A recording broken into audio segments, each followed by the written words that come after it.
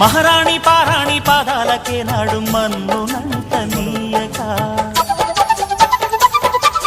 మహారాణి పారాణి పాదాలకే నాడు మన్నునంత నీయక నడిచేటి దారుల్లో నా గుండె పూబాట పరుచుకుంది మెత్తగా శాంతికే ఆలయం ఆమె నెమ్మది అంకితం అయినది మరి